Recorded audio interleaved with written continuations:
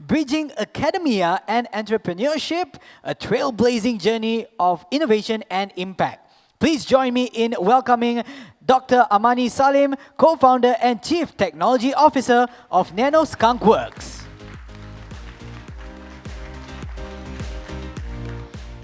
Thank you very much to organizers. Good afternoon, everyone. Hope everyone is kenyang already, having your food and all, but I hope to energize you all with my keynote speech today. So the title of my talk is Bridging Academia and Entrepreneurship. I'm a chief technologist from Nano Skunk Works. Okay, we're a deep tech startup, actually, based in Kuala Lumpur, and we focus on advanced materials. Okay. So what I'm going to share about today with all of you, we have a lot of these words, big words, commercialization, making impact, we have all of these words that we hear all the time. But one of the things that I would like to bring today is, how do we internalize all this, right? And the way to internalize all this and make sense out of it is actually to live it and to be it, okay? So entrepreneurship is actually a being. This is basically a journey of entrepreneur is different from one to another, okay? So therefore, I would like to invite everyone here, whether you're from academia or you're entrepreneurs yourself, or if you're from industries, SMEs and so forth, is to basically join hands together to let us all understand what it means, okay? To bring something of innovation that was done R&D in the universities to actually to bring it to the market.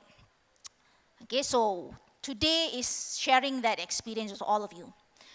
A little bit about myself. I think some of you know that, I'm this NASA space woman, okay? The media likes to talk about this. Oh, when you heard about NASA, it will be like a big news, right? So this was years ago, okay?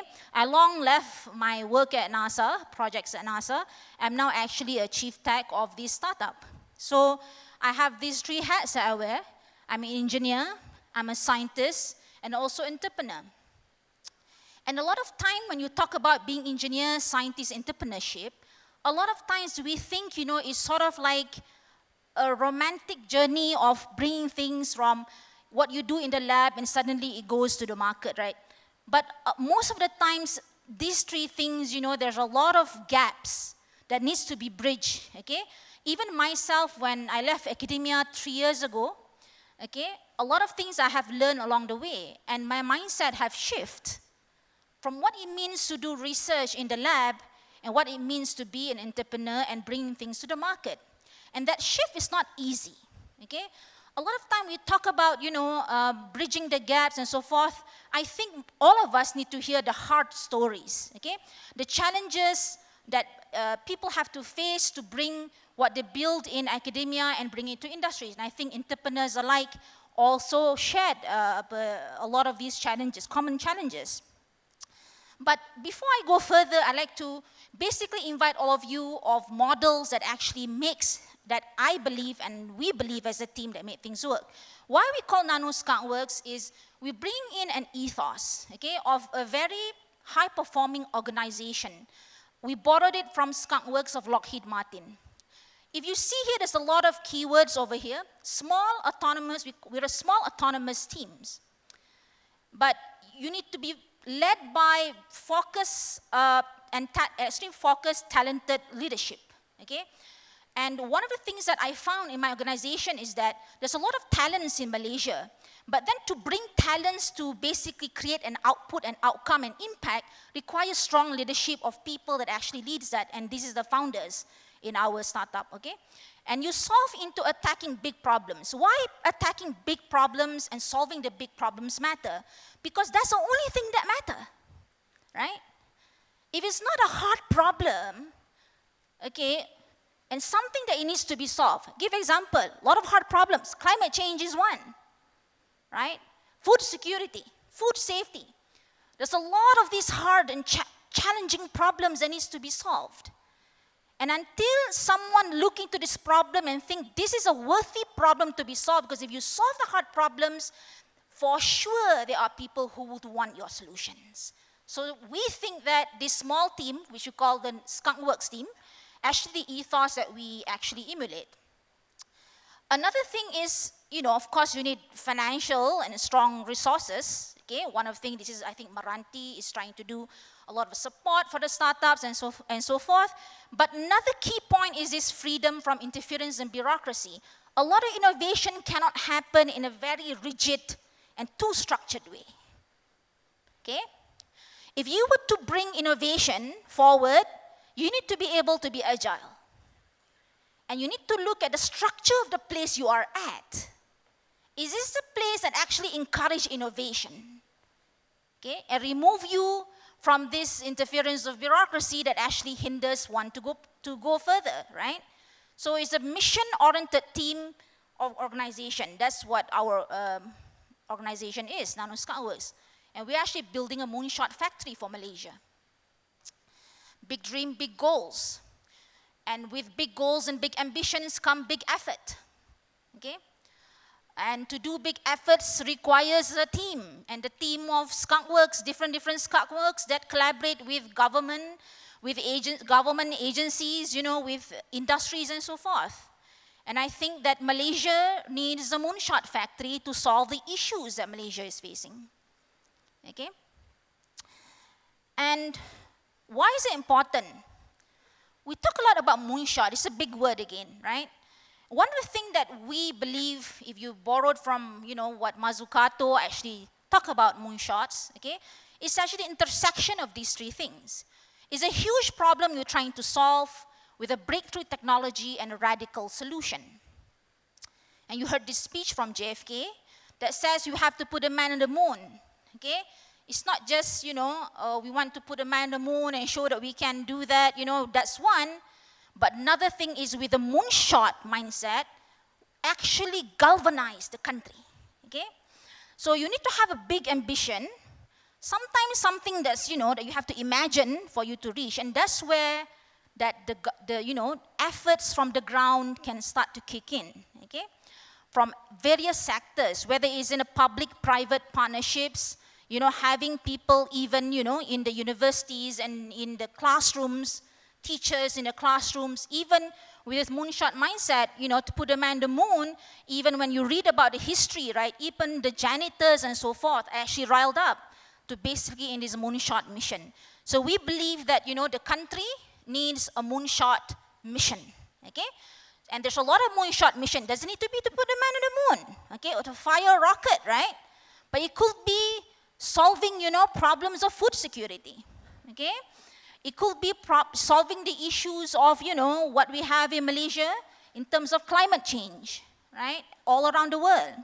So it could be those issues. Those are very, very key issues that needs to be solved. And that's a moonshot. So you can read Mazzucato. One of the things about talking about moonshot, it has to be concrete target and it has to be achievable, okay?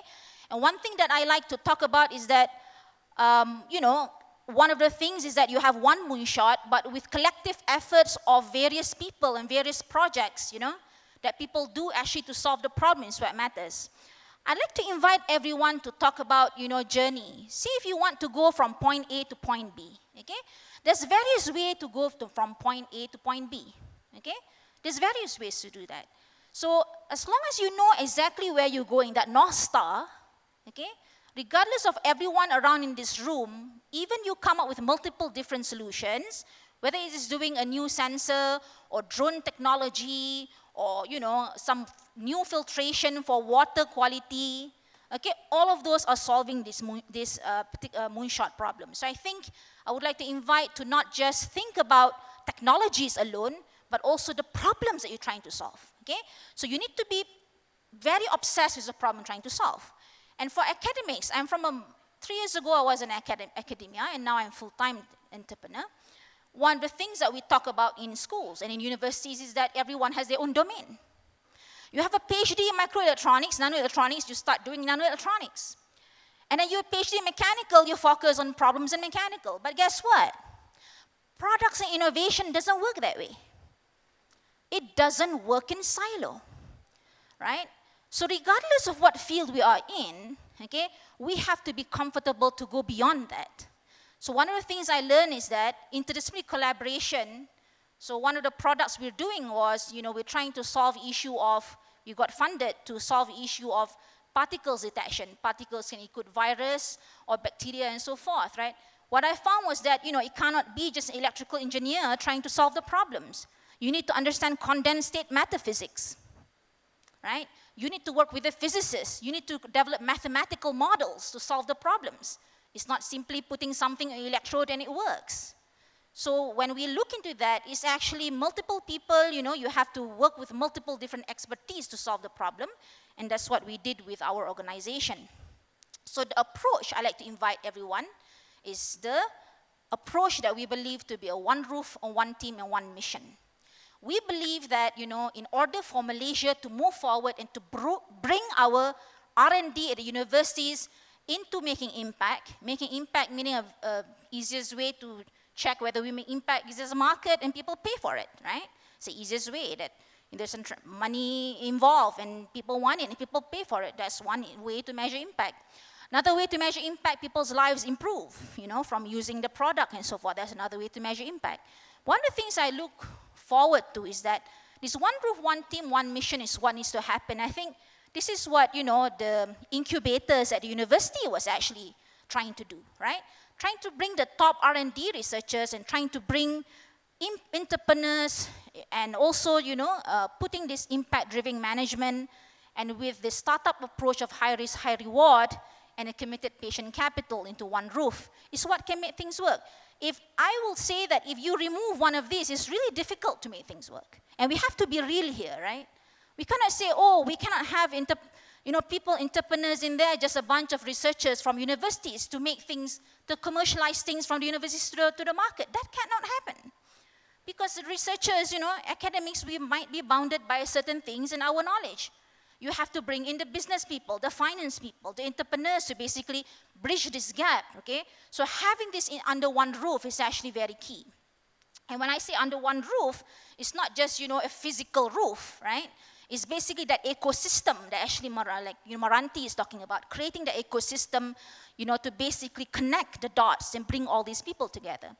I'm going to talk about, now I'm starting on my journey, right? So I will finish this in a few minutes of my talk, but I will start about how I make that transition, okay?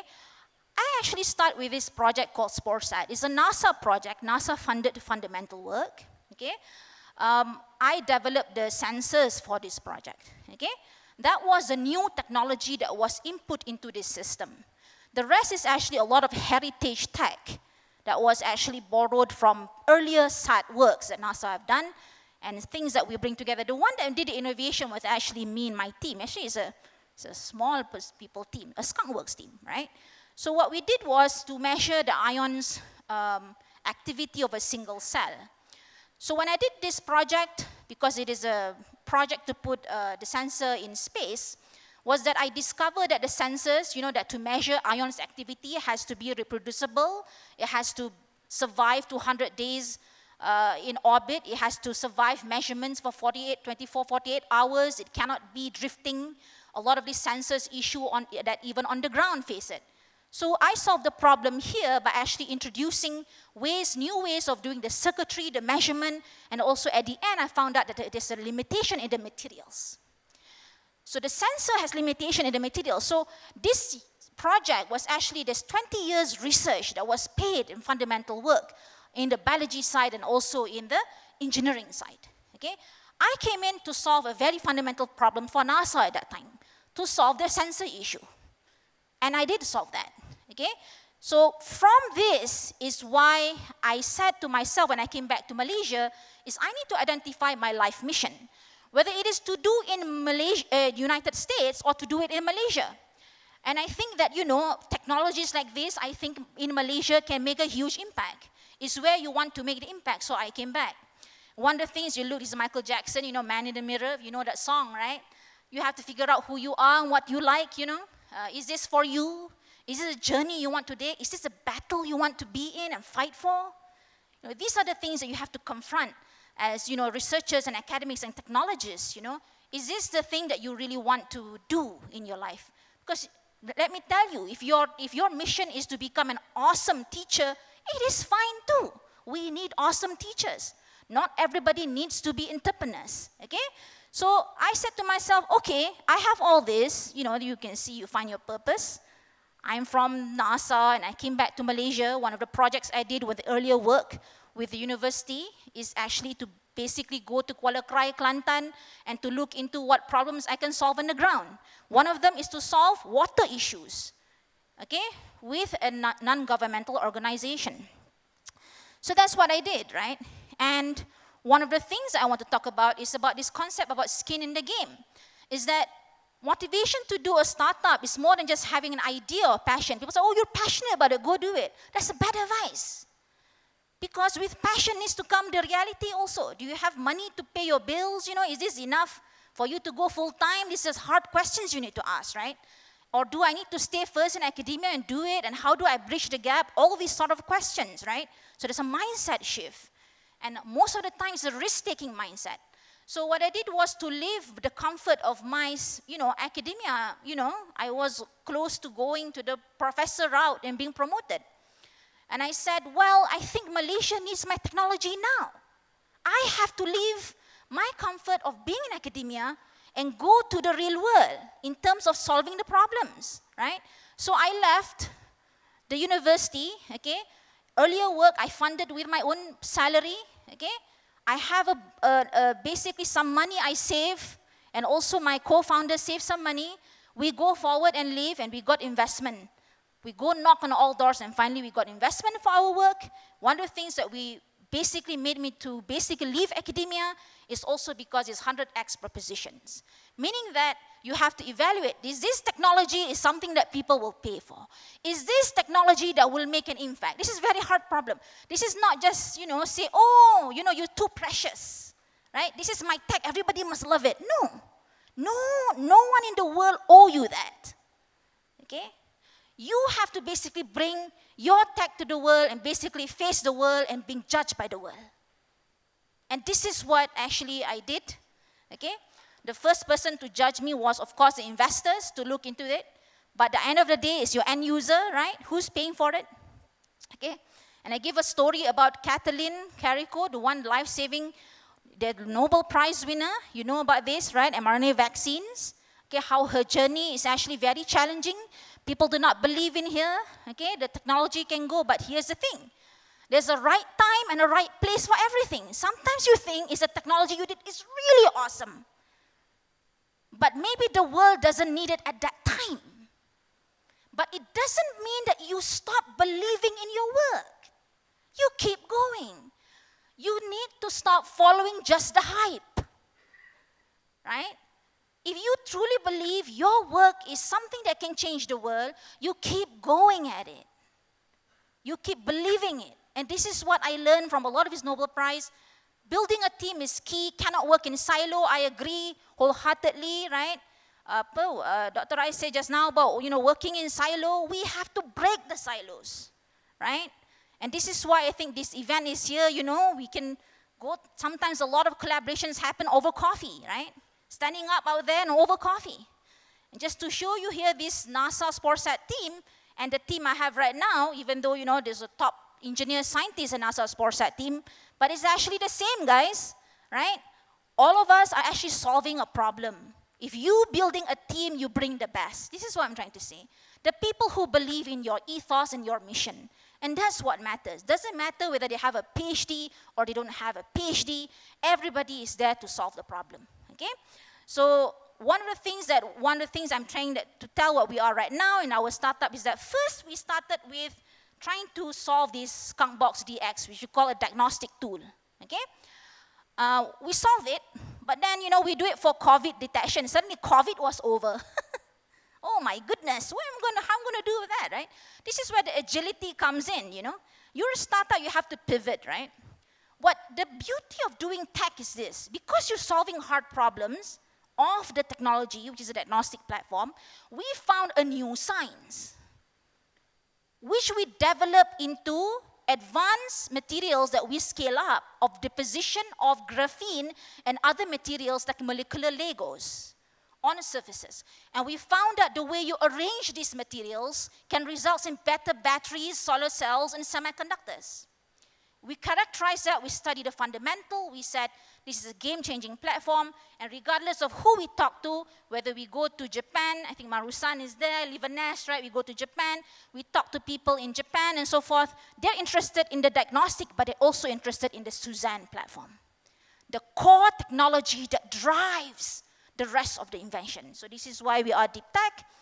And in the space side, I didn't forget about this.